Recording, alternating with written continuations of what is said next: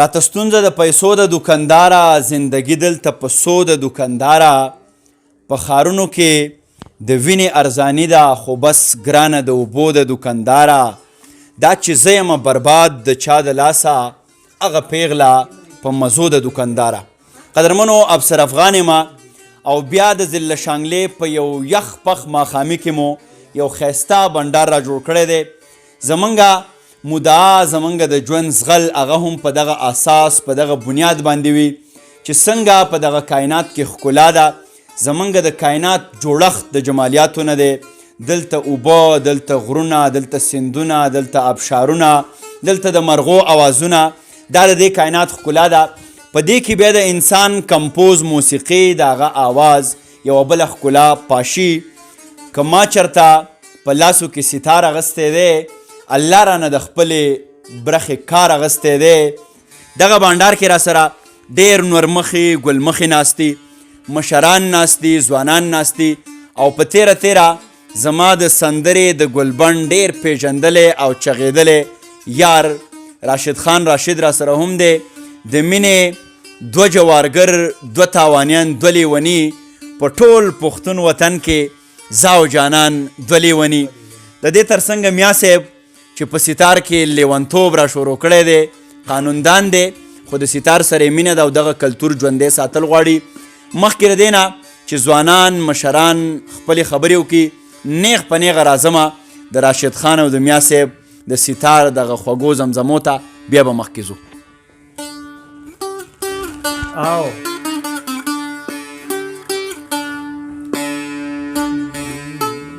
دا به زمانه پوره نشینو چې هر ماښام دې په جرګو پخلا کومه.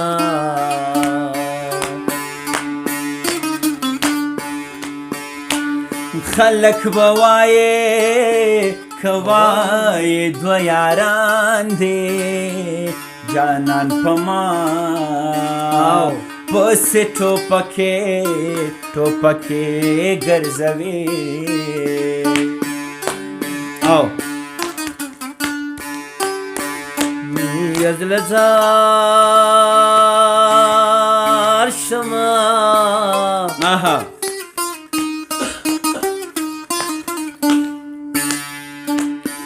او خلق تپوس لا د رنځور زینو، زه چې رنځور شم د جانان تپوس لزما. هو یې قربان شما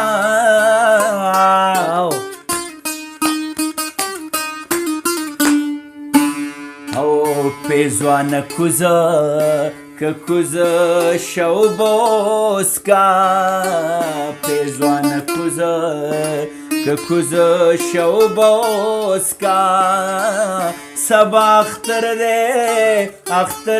دې پسرو شونډو او شونډو باندې وړما.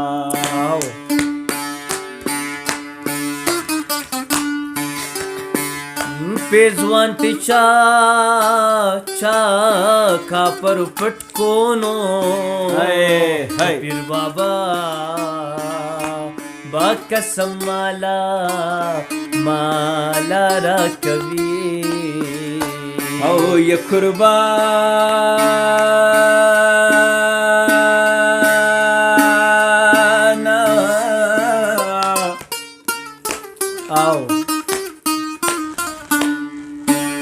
او جانان استا کستا په جدای کې، جانان استا کستا په جدای کې، لکه خارو په نارو کلی خبروما. چې تو مین سر پریشان وی مالا افسوس ورتا پدې راځي سره پلار چې روان وي خفا یو بل پسې راځي چې دوه مین سره پریشان وي مالا افسوس ورته په دې راځي سره په لاره چې روان دي خفا خفا یو بل پسې راځي سره په لاره چې روان وي خفا خفا یو بل پسې راځي او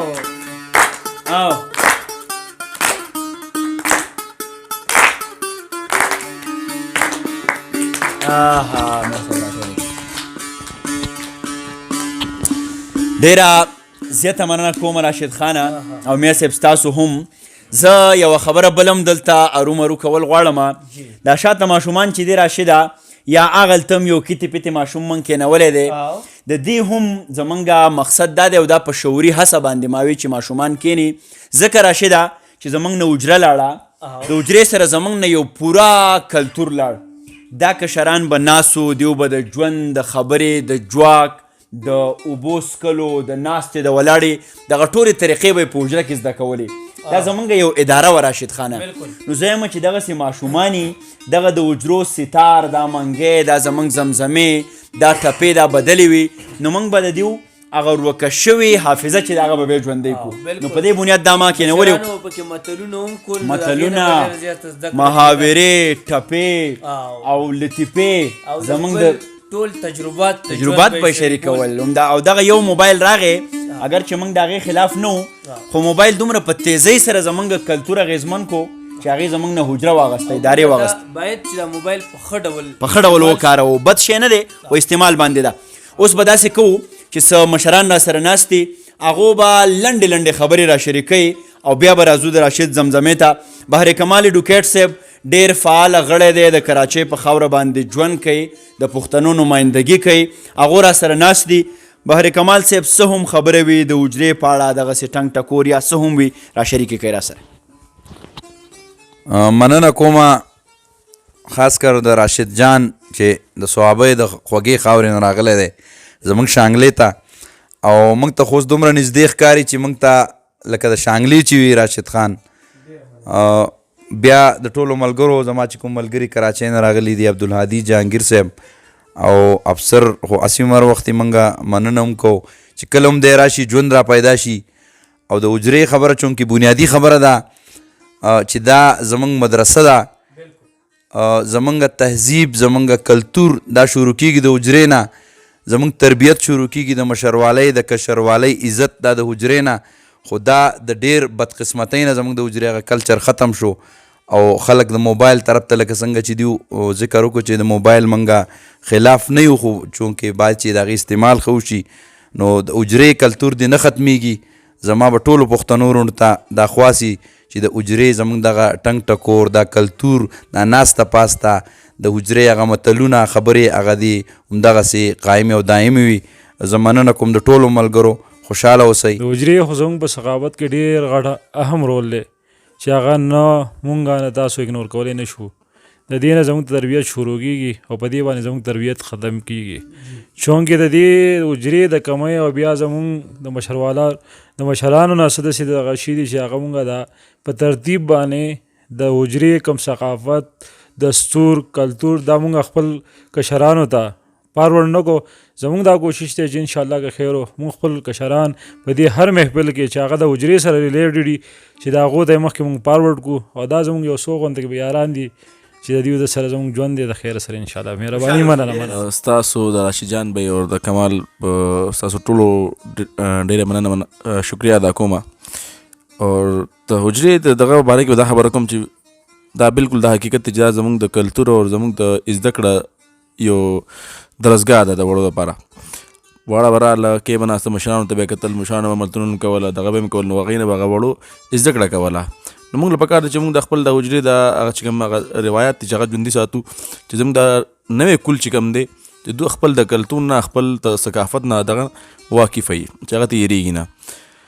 موبایل او انټرنیټ او دا شیزونه دومره زیات سیوا شوي دي چې دوی بالکل د حجرې هغه مازدیګری هغه ماښامې هغه بالکل ختم کړلی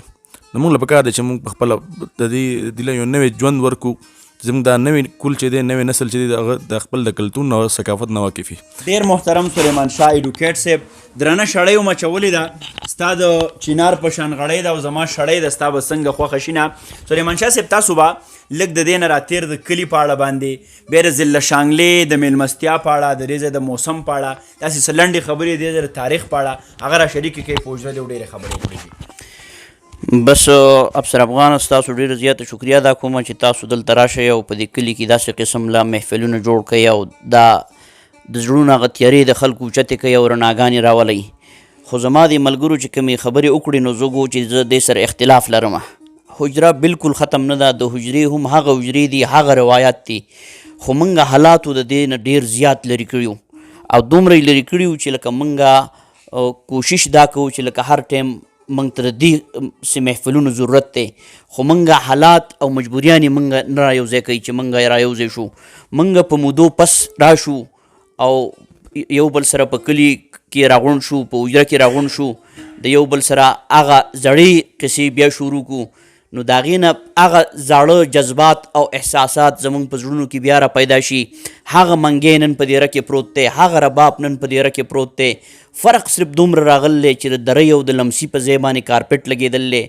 د میزرو کټ په ځای باندې فوم پروت دی، صرف دغه عمره فرق راغلی. او دا جو د جدید دور تقاضا ده، د وخت سره سره داسې ضروریات د خلکو راځي چې د هغې سره به دغه حالات چینج کیږي.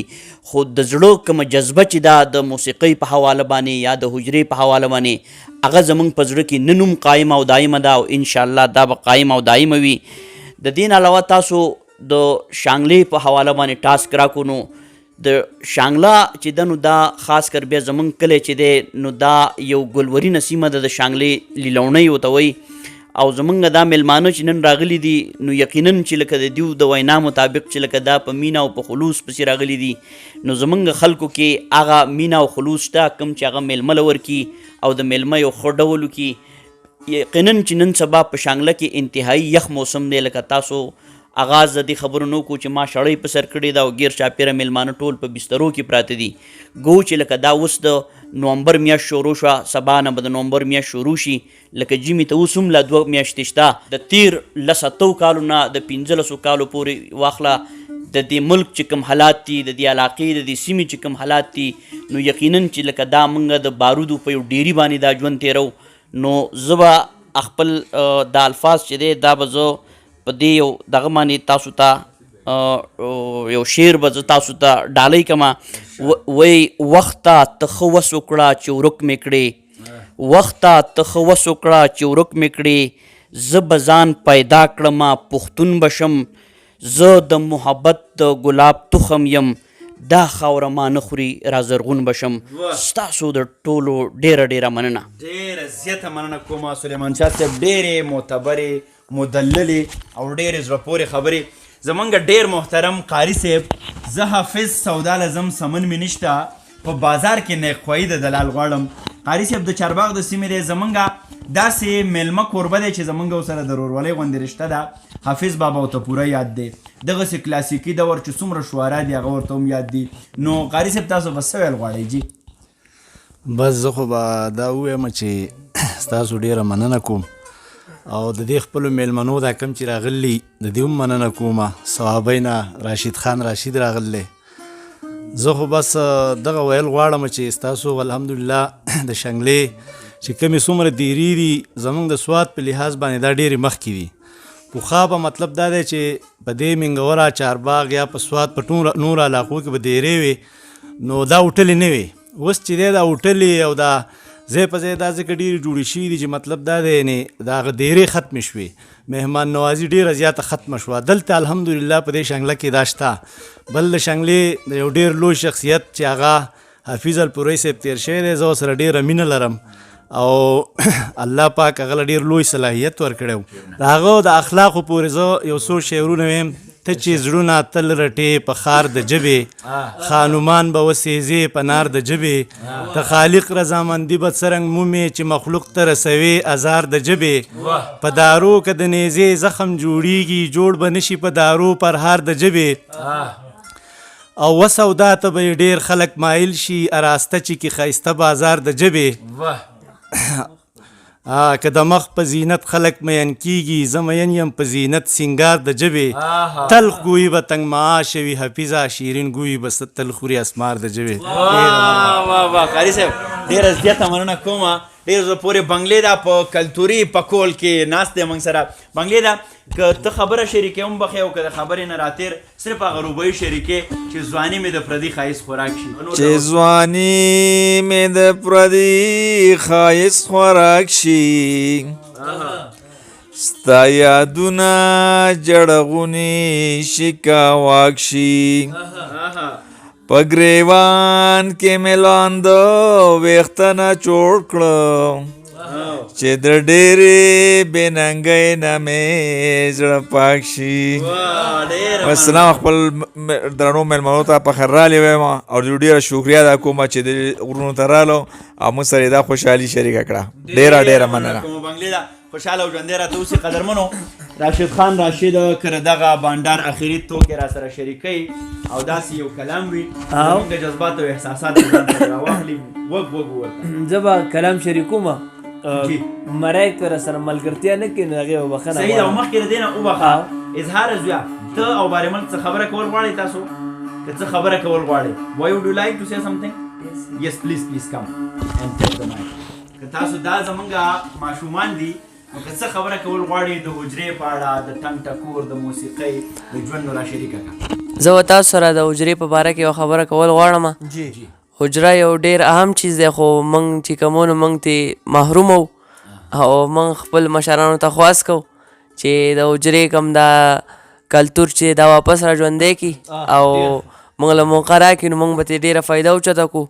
او د حجرې ډېرې فایدې دي چې لاسونه ډېره پړقاو کې بارمل دپاره ډېره لویه خبره کوي. خبره کوي بیا چې ما ټولې څه خبرې وې او تاسو کړي چې یو شعر دی تاسو ته ووایم چې وایي چې اوبو ګلونه راوړل زما ګل خو پکې نشته اوبو زما ګل خو پکې نشته اوبو ته ګناه نشته زما خپل قسمت خراب دی. او یو بل شعر دی چې ما برباد پرېږده آباد ځان پسې ټول ولیکه ما پسې ټول ولیکه او مور او پلار مال لکه جیداد ځان پسې ټول ولیکه ما له خو امن را چې سکون وکړم او دا معتبر اسلام آباد ځان پسې ټول ولیکه.